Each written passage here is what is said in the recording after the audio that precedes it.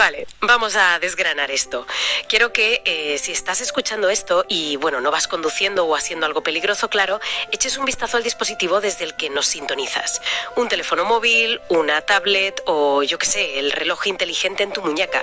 Sí, cualquier pantalla que tengas a mano, la verdad. Exacto. Míralo bien por un segundo. Fíjate en su diseño. Es liso, la pantalla es de cristal frío y transmite una sensación de pulcritud absoluta. O sea, casi parece que hubiera aparecido por arte de magia. Claro, como si lo hubieran ensamblado unas máquinas perfectas en una sala blanca y súper esterilizada. Eso es. Y, hola a todos, por cierto. Hola, ¿qué tal? Pero sí, esa pulcritud de la que hablas, bueno, hoy vamos a destripar esa ilusión. Vamos a hacer una inmersión profunda, un análisis a fondo de un texto súper reciente. Es de este mismo agosto de 2026. Sí, recién salido del horno. Tal cual. Está escrito por el filósofo Gabriel Villaboy Llana. Se publicó en el canal Codex Nazareno y lleva un título que, bueno, ya te deja un poco helada. Se llama Cambale, Ébola, Tantalio y el Mundial 2030. Ostras, es que ya solo con el título te está mezclando conceptos que en principio parecen no tener nada que ver. Ya, totalmente. Y nuestra misión hoy con este análisis es, pues, seguir el rastro que plantea este relato. Es la historia de dos jóvenes en la República Democrática del Congo, Cambale y Neema, y a través de lo que viven ellos vamos a diseccionar un concepto que el autor llama economías antropófagas. Que es un término brutal. Muy brutal.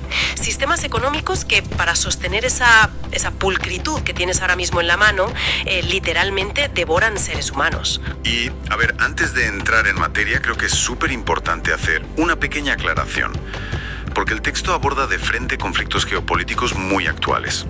Habla de guerras económicas y, bueno, también incluye bastantes referencias a instituciones religiosas y posturas ideológicas. Sí, hace un repaso general a todo. Exacto. Y nuestro objetivo aquí, que quede claro, no es validar ni condenar esas visiones del mundo.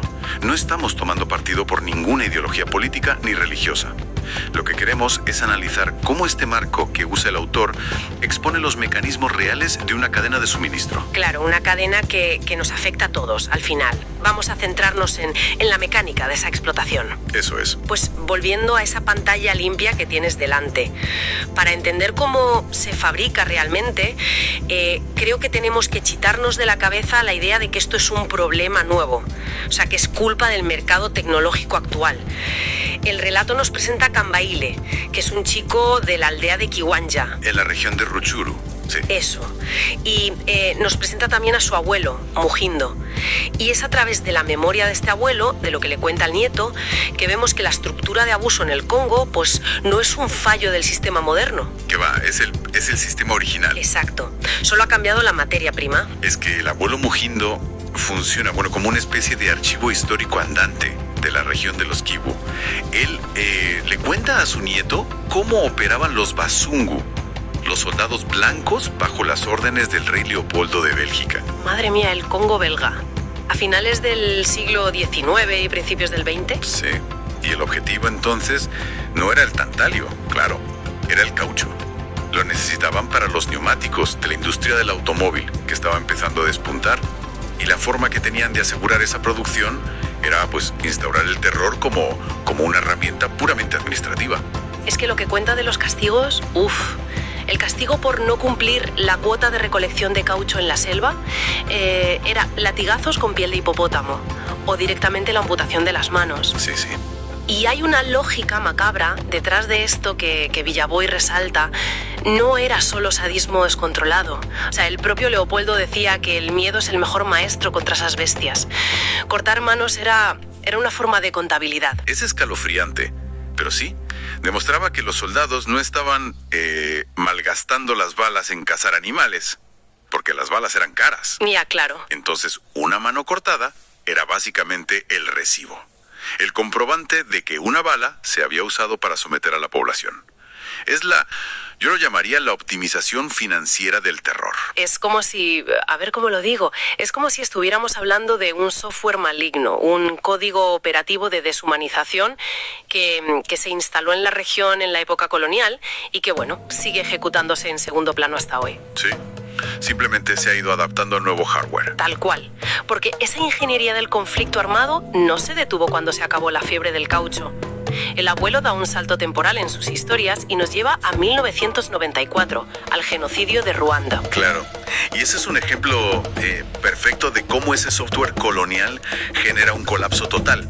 Hoy en día solemos pensar, o la gente suele pensar, en el genocidio ruandés como una explosión de odio tribal espontáneo, como que de repente se volvieron locos. Una locura de etnias, sí. Exacto, pero la realidad material es que esa división tan tajante entre Hutus y Tutsis fue una estratagema burocrática. Fue una división social impuesta décadas antes por la administración belga y que además estuvo muy respaldada por la Iglesia Católica allí en la región.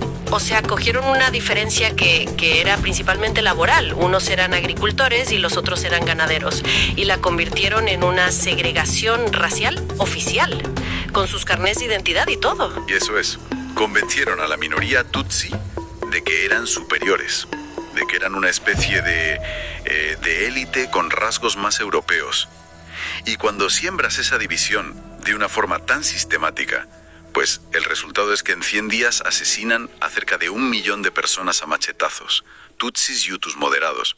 Y el impacto inmediato de ese genocidio sobre el Congo, porque claro, comparten frontera, fue demográfico y sanitario totalmente. Brutal, sí. En cuestión de, creo que dice de 4 días, 1 millón de refugiados cruzaron la frontera hacia la ciudad congoleña de Goma. O sea, 1 millón de personas de golpe. Imagina la presión sobre la infraestructura local. Es imposible sostener. Imposible. Y el resultado previsible, que es lo que relata el abuelo, fue un brote de cólera absolutamente devastador. 10.000 muertos en 3 semanas. Hay una imagen en esa parte del relato que me dejó, destrozada. Ilustra muy bien el nivel de saturación de la tragedia. El abuelo recuerda el orfanato de Ñundo, que estaba totalmente colapsado por el cólera, y habla de una niña pequeña. Sí, me acuerdo de ese pasaje. Que está agonizando en un colchón, empapado en sangre, y le susurra al abuelo, le dice: ¿por qué no me dejas morir tranquila? O sea, el nivel de sufrimiento es tal que la muerte se convierte en una aspiración. En un alivio. En un alivio. Es tremendo. Y viendo este patrón, ¿no?, de horrores que se suceden uno tras otro, organizados desde fuera, yo me pregunto si el coltán hoy en día es básicamente el caucho del siglo XXI. Porque la dinámica de extracción y de sangre parece idéntica. A ver, es que la mecánica de extracción es la misma. Y es la misma porque responde al mismo incentivo. El objetivo es maximizar el margen de beneficio en el origen de la cadena, para que luego el producto final, el móvil que tienes tú, sea altamente rentable. Claro. Y eso nos sitúa directamente en el presente de Kambale. Él no decide, no dice un día, voy a ir a trabajar a la mina de Rubaya para ganarme la vida y ahorrar. No. Está allí por un sistema de coerción que gestiona el M23. Que para quien no esté familiarizado con el terreno, el M23 es un grupo paramilitar, es una guerrilla muy muy activa en el este del Congo y fíjate, me llama mucho la atención cómo operan en esta historia, porque no entran pegando tiros a lo loco para secuestrar a la gente. No. Tienen su propio sistema. Reúnen a las familias de la aldea y exigen una especie de peaje humano. Piden un joven por familia para que vaya a las minas. Y si te niegas, toda tu familia paga las consecuencias. Es, como decía el abuelo, el miedo como maestro. Es una evolución de la esclavitud, ni más ni menos. Ya no necesitas ponerles grilletes físicos si tienes a la familia de la víctima como rehén. Y así es como Kambale acaba bajando al cráter de Rubaya. Y las condiciones físicas de esa mina explican muy bien por qué el coltán de tu móvil es tan barato en origen. Barato en dinero, claro. Claro, porque allí no hay maquinaria pesada, no hay medidas de seguridad industrial. Son jornadas de sol a sol, de lunes a domingo. Y están rompiendo la roca con barras de acero manuales. A fuerza bruta. Y respirando ese polvo rojo de laterita que te destroza los pulmones en un par de años. Todo esto bajo la amenaza constante de los latigazos de los capataces. Y además, el concepto del valor de la vida y del tiempo en ese cráter es brutal. Ya, lo del derrumbe. Hay un momento en el que el autor describe un derrumbe reciente en la mina. 400 personas enterradas vivas bajo el barro y la piedra. Y el detalle que te rompe: 100 de ellos eran niños. Sí. Y la respuesta administrativa, por llamarlo de alguna manera, a ese derrumbe, es lo que define de verdad a una economía antropófaga. Claro, porque paralizaron la mina, pero solo 2 días. 2 días. Solo el tiempo estrictamente necesario para sacar los cadáveres del pozo, básicamente porque estorbaban para seguir picando. Exacto. El lucro exige que la máquina no se detenga nunca. Si un trabajador muere, pues se sustituye por otro joven de otra aldea y punto. El ser humano ahí ha sido despojado de cualquier valor intrínseco. Ha sido reducido a un bien de equipo. Una herramienta fungible. Se gasta, se rompe, se tira a la basura. Vale, a ver, aquí quiero hacer un poco de abogada del diablo. Venga. Porque entiendo la crudeza de la mina y es horrible. Pero estamos en 2026 y las empresas tecnológicas, las que dominan el mercado mundial, se gastan literalmente millones en campañas de responsabilidad corporativa. O sea, tenemos tecnología blockchain para rastrear el origen de los materiales, tenemos sellos de comercio justo, auditorías externas. Sí, todo el papeleo. La narrativa oficial que nos venden es que las grandes marcas tienen protocolos muy estrictos para asegurar que no compran minerales de sangre. Entonces, ¿cómo encaja esta imagen tan pulida con la masacre continua que hay en Rubaya? Pues encaja porque todo ese sistema de trazabilidad internacional tiene un punto ciego masivo. Y es un punto ciego deliberadamente ignorado que ocurre justo en la frontera. El autor, Villaboy, ilustra la mecánica de este blanqueo a través de un personaje que llama Monsieur Jacques. Le dicen el patrón. Monsieur Jacques. O sea, él no pertenece al M23, ¿verdad? Es como un intermediario. Exactamente. Él es la pieza clave que conecta, digamos, el barro ensangrentado de la mina con el circuito comercial global.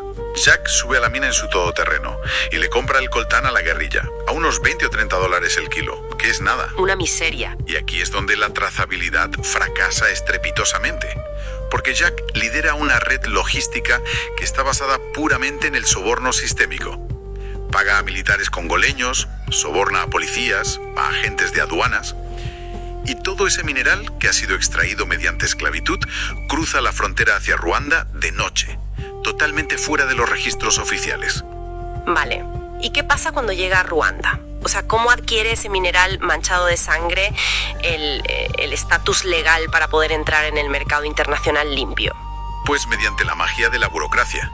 Una vez que ya está en territorio ruandés, ese coltán congoleño se mezcla físicamente con otros o simplemente se reetiqueta en los almacenes locales. Y de repente, mágicamente, adquiere un certificado oficial que dice mineral de origen ruandés. ¡Ostras! Y con ese papel legal en la mano, pues ya puede viajar tranquilamente en camiones hasta los grandes puertos de exportación en África Oriental. Puertos como Mombasa en Kenia o Dar es Salaam en Tanzania. Y de ahí, pues en cargueros enormes hasta las fundidoras masivas que hay en China o en Kazajistán. Y allí es donde el coltán se procesa ya a nivel químico. Se funde para extraer el tantalio puro. Eso es. Que es ese polvo metálico súper resistente al calor que es indispensable, que va a ir directo a los microcondensadores de la placa base de un teléfono.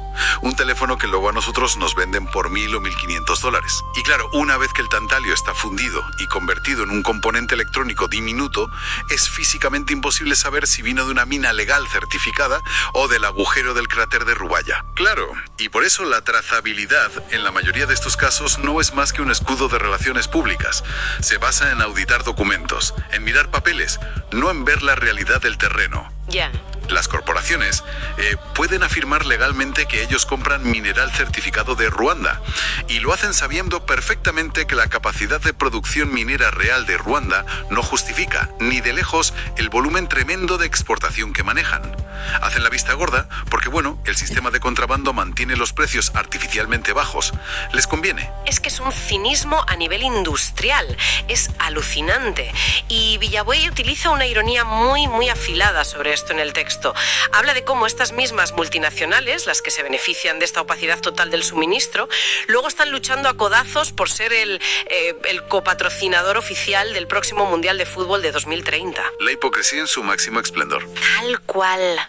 Invierten auténticas fortunas en asociar su marca, no sé, a los valores del deporte, a la unión global, la paz y todo eso. Mientras que la base material que sostiene su imperio requiere aplastar a personas como Cambale. Y fíjate,